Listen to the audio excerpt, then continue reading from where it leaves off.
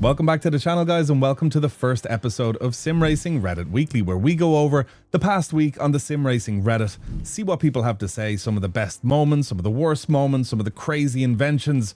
It's beautiful there. And because this is the first episode, it's going to be a special one. We're going to look back at the whole past year, the entire year of Simracing Reddit. We're going to filter by the top and let's have a look at some of the best stuff all the community has put up there. And I have to say, it's good. So let's jump into it, guys. And if you enjoyed this series, don't be afraid to go down there and hit subscribe so you don't miss future episodes.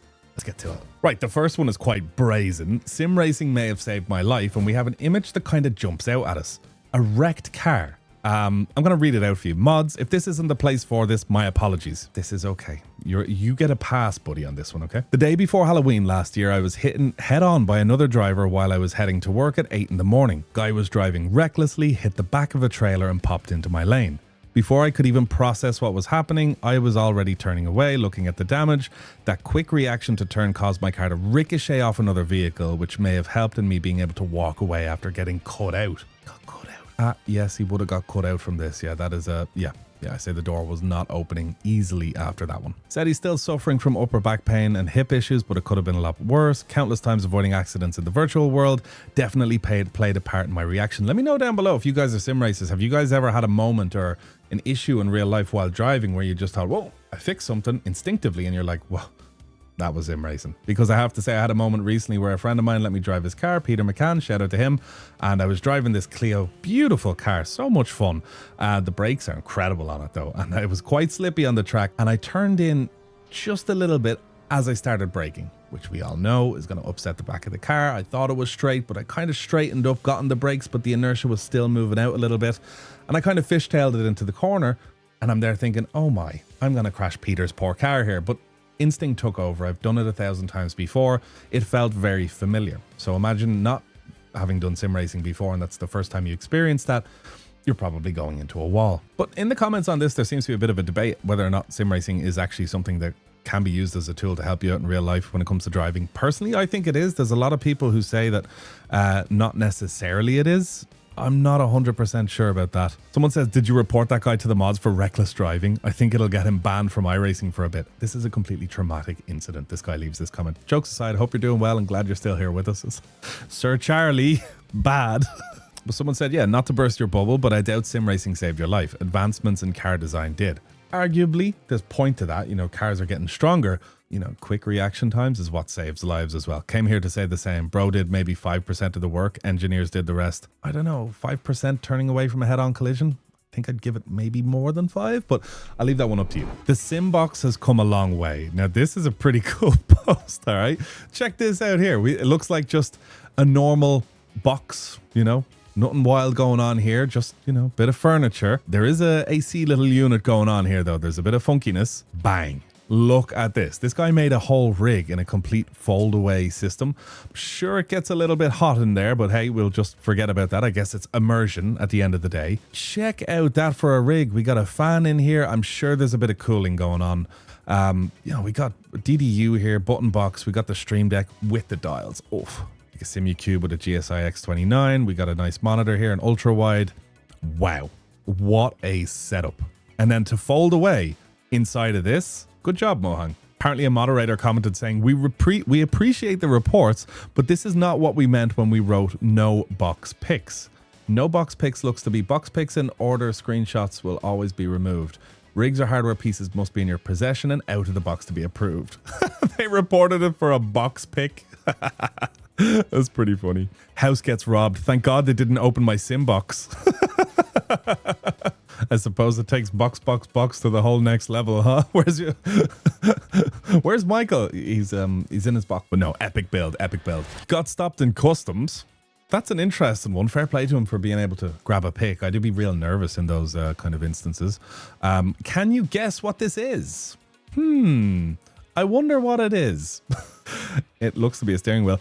Good question, though. What steering wheel is it? I'm gonna put my bets that it is we can see the paddles here. It's a Neo. That's a Simagic Neo. I'm gonna place my bet that it's a Simagic Neo. 100%. Just the way the grips are shaped, that's my bet. I could be wrong, but let me know. Oh my God, he has a wheelbase in there as well. I missed the wheelbase. He has a wheelbase with him as well. Well, that's an alpha. I know what the alphas look like. I have one line. He has a wheelbase with him. Who is traveling with a wheelbase and a steering wheel? I think we got some zip ties and stuff in here. Wow. That's someone who has their priorities straight. All right, comments are giving away Sim Magic with the GT Neo wheel. Basically, you stop because, as you can see, the image of your wheelbase is completely black. In-air security terms refer to the dark alert, as staff is obliged to visually confirm it's not something you shouldn't have. I don't know if I'd be bringing that on a flight with me. A wheelbase, you know, it costs money for weight. And yeah, you know, sometimes you don't have to weigh your bag, so you can just show up with a backpack. Little do they know you have a motor in there. Brilliant. Sim racing saved me from crashing. So we had one about sim racing saving someone in a crash, but this saved someone from crashing. Let us see what's going on here. It's dash cam footage facing rearwards. Traffic stops abruptly. Oh, car behind just doesn't see what's happening at all. He actually seen the car coming and he moved into the clear lane. That was some pretty good instincts by that car. Thank God that car decided to flick right. Hopefully they were a sim racer too, who just wasn't paying attention at that point in time. Yeah, it's those moments that are quick. When you see traffic stopping, you look in your mirror. I'm going to say a lot of good drivers should be doing this in any way. You should be prepared to evade. I guess someone who's looking after their safety rating on iRacing would definitely be familiar with such a move of taking the grass or hopping into the middle lane. Someone said Monza T1 driving school. That literally is Monza T1. My T1 senses are tingling. Yeah, so that's what Otto is saying here. Let me tell you, that's not sim racing. That's just good driving. That's the sort of spatial awareness you'd be expected to have when driving. To be honest, sim racing will help, but that is the bare minimum. You need to be able to stop. Oh, I'm slowing down suddenly. Let me check my mirrors. What's behind me? What's coming? Is there a truck behind me? Am I about to be turned to puree? You know what I mean? Finally got my setup done. This setup is a goated setup. Yeah, imagine you wanted to just go to the toilet in your friend's house and they're like, oh yeah, it's just upstairs, first door on the left, and you go in and there's that. Question, are you going to use it? Are you going to move it?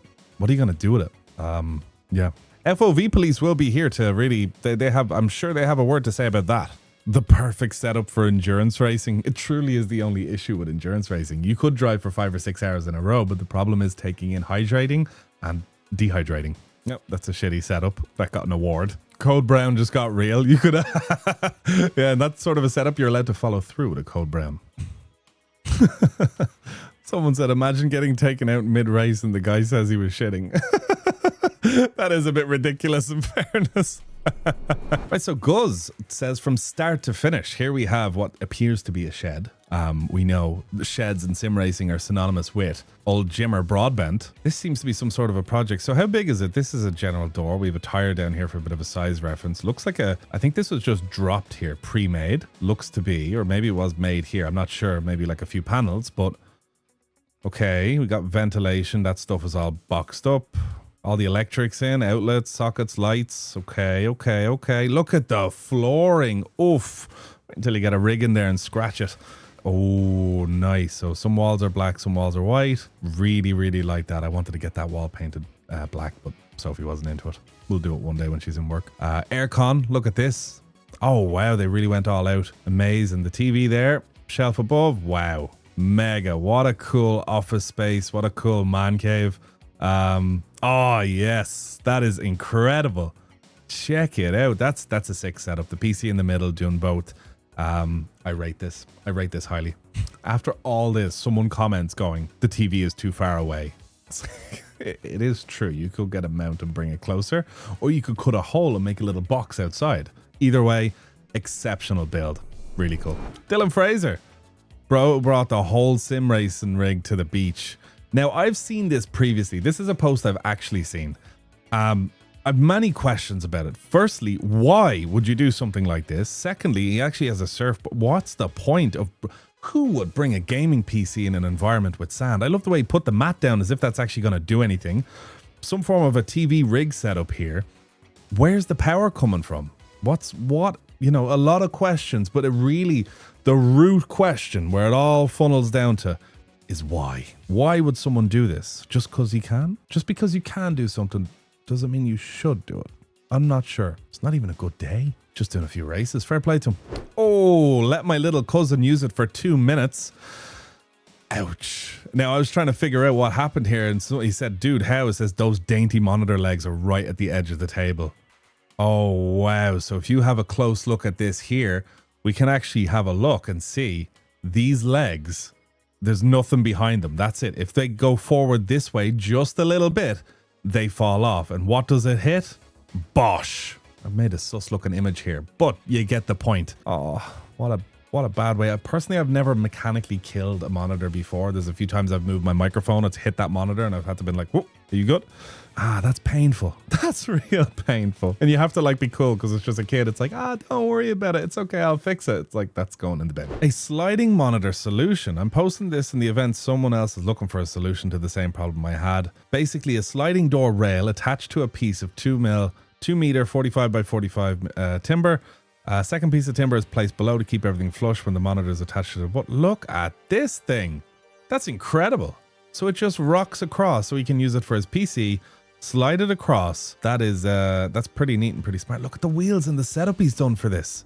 The world would be better with sliders. Wake up, slide your bed to ceiling, finish cooking, slide your oven upwards, eating table downwards, finish eating, slide your table chair away. Why does everyone rave about triple monitors? I don't really see the benefit. I don't think whoa, that's a bit trippy. Triple the fun, clearly. I don't know. FOV police. Kill him. My work was throwing away aluminium profiles. If you drove by a car like this, you would know exactly. You'd know what they're up to. There's not a lot you can do with aluminium profile in a domestic setting apart from making a desk that's going to be incredible or like some frame of sorts. I love the way there's a rag on the end as if that's going to go forward, as if that'll help. Like this stuff is quite heavy, and if it gets any kind of momentum, that's it. Like, you know, you do not want to crash in your car with all this. You're talking about a whole other Final Destination movie there. Yeah, and here's someone who made one with scrap bits from their work. Absolutely incredible. Now, that is some cool stuff. Look at that. Sweet stuff. And what is the most pointless addition to your sim rig? Do let me know this down below because I'm curious of what your most pointless addition to your sim rig is. I'm curious, although, you know, passenger seats come in all sizes and shapes. I don't know if I'd be using this as a passenger seat. I don't think it's going to be towing anything either. So I've installed a tow bar. Yes, you read that correctly. A tow bar. Me. Oh. Someone said they're the most pointless addition to their sim rig. Reddit always delivers. Someone said my California license plates. Ain't no cops in the man cave to stop me. Someone responded to him, say, hey buddy, do you remember when I lent you that pen back in school? An air freshener. That's pretty neat. But yeah, so that is the first one of the Simracing Reddit Weekly. We've looked back at the past year. And in the future, every week, we're just going to go over stuff that happened in the past week across from incidents and stuff. But I thought I would look back at some of the goldies from this year and see what you think. Let me know down below what you think of the series. If you want me to continue it, I personally will be doing it as it's a nice, light, easy, fun thing to do with a cup of tea and just have a crack and go through Reddit. If you enjoyed this, don't forget to subscribe and I will see you